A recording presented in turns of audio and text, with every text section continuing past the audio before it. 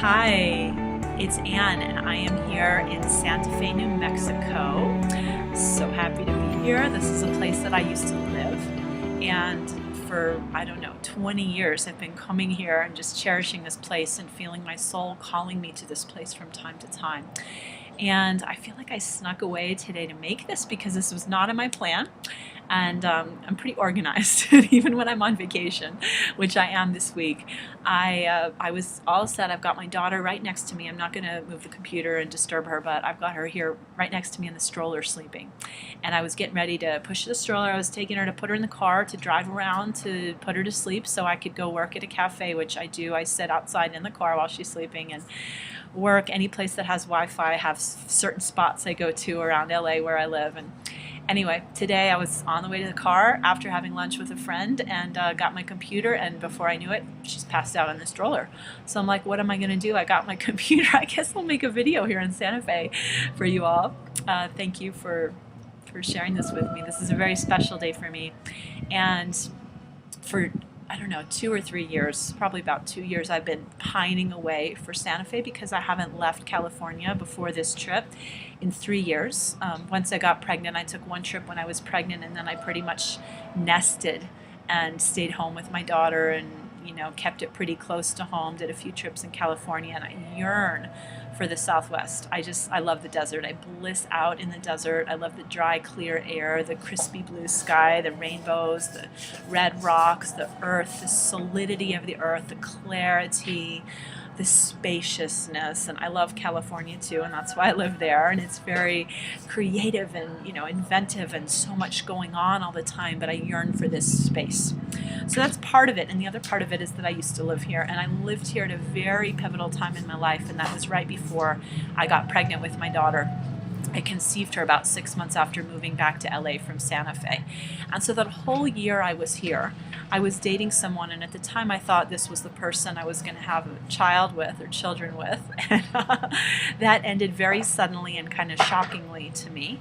And then within about a month, I met my husband, my partner that I'm with now, and you can find my video about that if you look at my YouTube page. It was something like a magical story of following my guidance and finding my partner and a baby.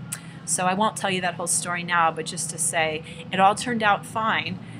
But this whole year I was in Santa Fe back in 2010, 2011, I was very much preparing. I was feeling this baby spirit around me. I was in this space of recognizing as I had left LA and gone to a whole new place that I can totally create my life. And I was really feeling that and living that in a whole new way.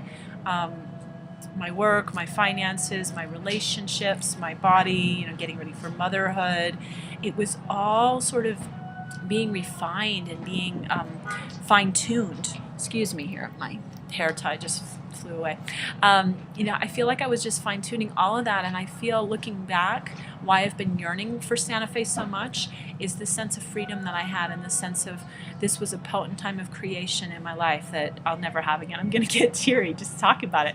And now that I'm here, it's really interesting because I don't necessarily want to move back here, but I'm having that feeling like, oh my God, I love it here so much. It's so great to be here. And I know that's why a lot of people come and go, because it's kind of a small town and it is dry and whatnot. But I went by my old house, and one of the things over the years as I've been yearning for Santa Fe and pining away for this area is when I would think of myself here, I kept picturing myself at the home that I lived, which I love. That was my favorite thing about being here. One of my favorite things was the home that I found, and was magically, it started out as somebody I just kind of met synchronistically, ended up house sitting, and then she invited me to or I guess we arranged because she was going to extend her travels that I would stay longer, and then I stayed longer, and I ended up staying there for a year, and it was this amazing house that I was able to rent way less than I would have paid, probably less than half of what I paid for a house like that in LA, so it was really, really cool. Hot tub and right in the middle of town and quiet and dark at night and artistically designed and really beautiful. So anyway, I went by my old house and I called back this, it felt like I was calling back my energy, and I was walking with my friend who I was visiting with today, and we were just talking about the relationship I had there, and it's like there were a couple memories I had of the guy that I dated and seeing the gate at the front of the house and just picturing him at the door, and almost like I was calling my energy back out of that experience and just reclaiming parts of myself that I had left here. And one of the things that I teach, and I'm just sharing this with you, because I teach meditation and I teach these energetic practices, and I just want to bring it into reality, because that's why I do what I do. So when sometimes people think of meditation, they think of it as like you're going to sit and you're going to breathe deeply and you're going to find your peace within, and you're going to get really quiet and watch your breath and look at the wall or whatever, and that's nice, and that can happen, and there's different styles of meditation.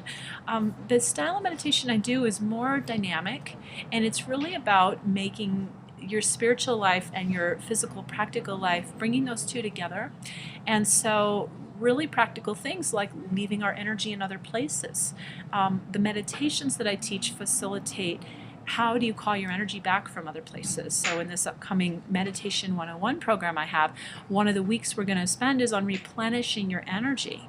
So I've just had this amazing experience of it here, and we can't always go to the places that we've left our energy, but we can always do a meditation and use a visualization to call energy back. So it's interesting, when I was here in Santa Fe, I did a lot of that, calling my energy back from LA, from my past before Santa Fe, and now that I've been there, I call my energy back from here, and then coming here is sort of like icing on the cake. But whether you've left energy in old relationships or past homes or even past cities, past other countries you've lived in, there are actually meditation techniques that you can use to call it back, and calling your energy back from other people, which we all do. And when we get scattered throughout the day, it just doesn't, you don't even have to go anywhere. It doesn't even have to involve anybody else. Just going from work to home, going on the freeway, switching gears between like reading your emails and answering a phone call and having a conversation, and your child or your partner or somebody pulling your attention, and all the different roles that we play. So we all get scattered, and just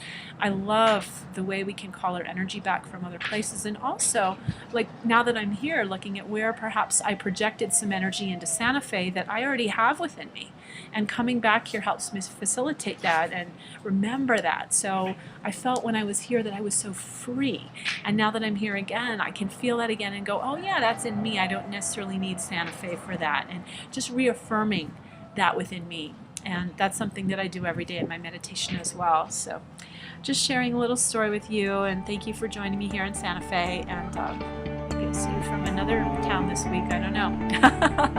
Have a beautiful day. Bye-bye.